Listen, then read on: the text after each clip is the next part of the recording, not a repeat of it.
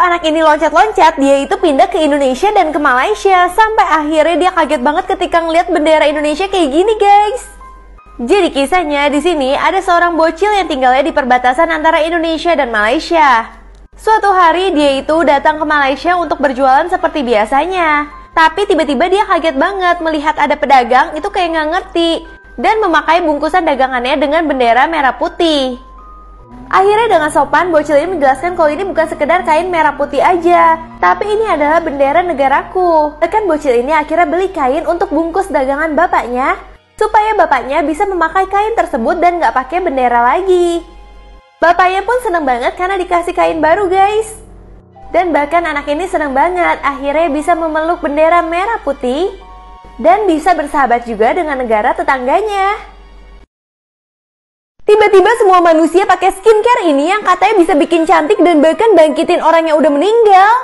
Jadi di dunia ini tuh muncul krim ajaib yang katanya bisa bikin orang cantik. Dengan sekali olesan aja mereka itu bener-bener jadi cantik. Semua sakit pun bisa sembuh dengan krim ini. Bahkan kalau misalkan nenek-nenek udah mau meninggal, tiba-tiba jadi muda dan jadi cantik lagi.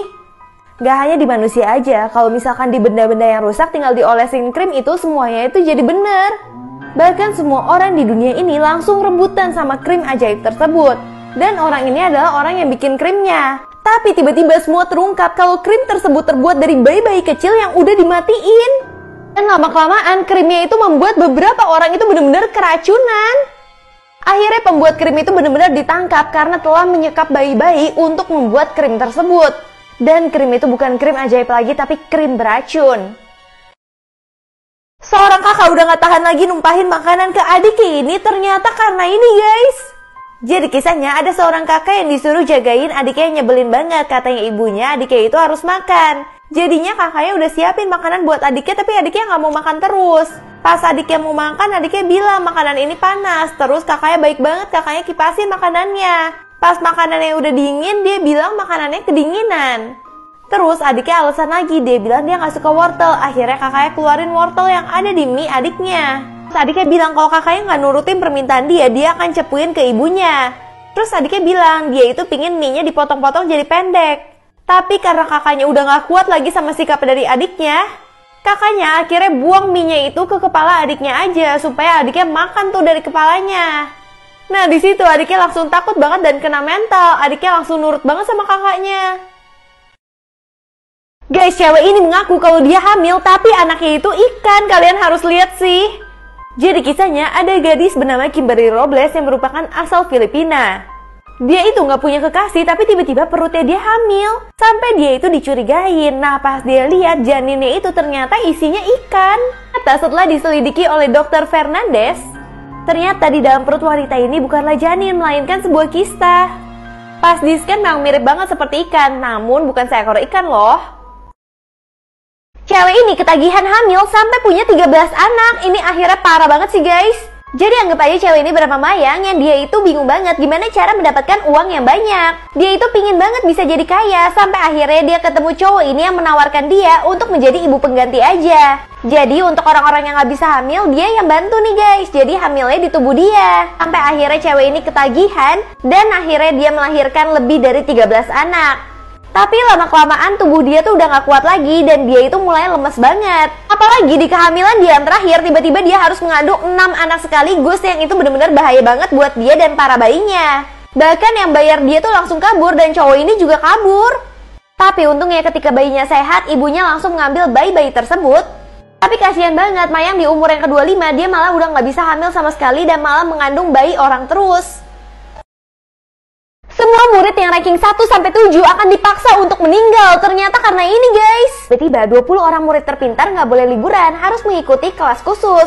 Tapi tiba-tiba saat mereka lagi belajar, TV itu berubah ke seorang temannya yang kayak lagi disiksa dan mau ditenggelamin.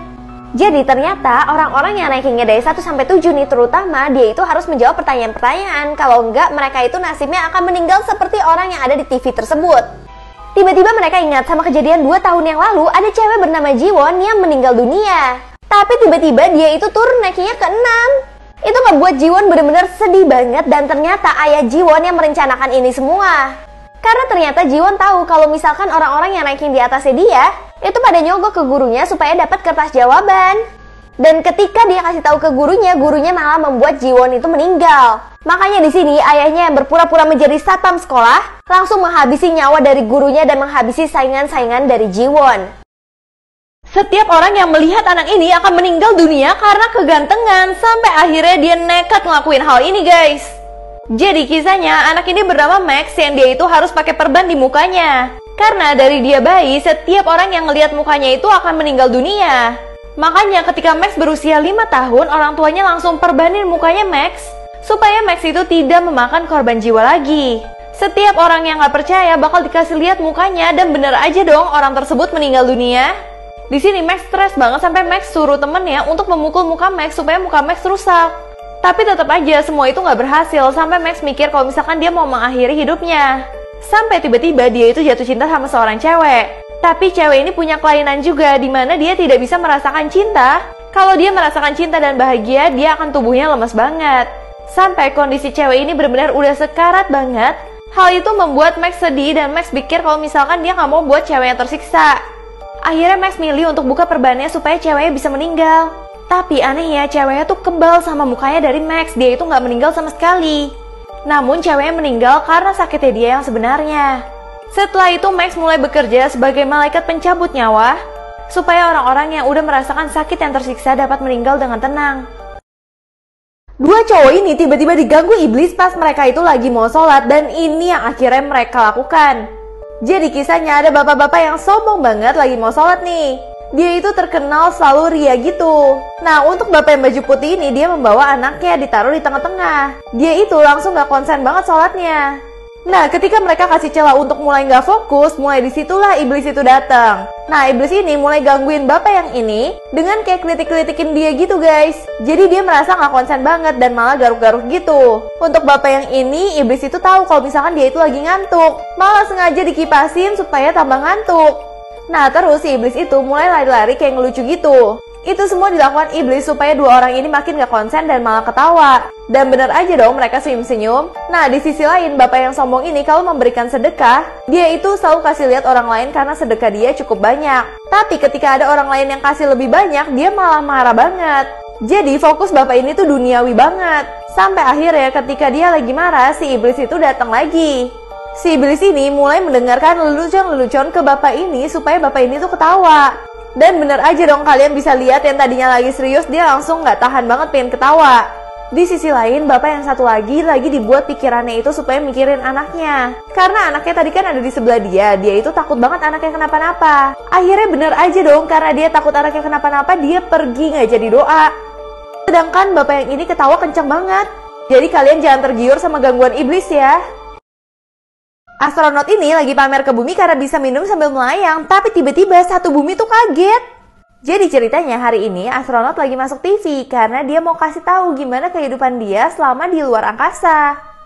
Nah, awal-awal dia memamerkan tuh apa aja yang bisa dia lakukan, terutama kalau misalkan dia minum bisa sambil melayang kayak gini. Nah, tapi pas dia minum, tiba-tiba satu bumi tuh kaget semua. Karena ternyata astronotnya itu salah minum, yang dia minum bukan air biasa, tapi pipis dari temennya.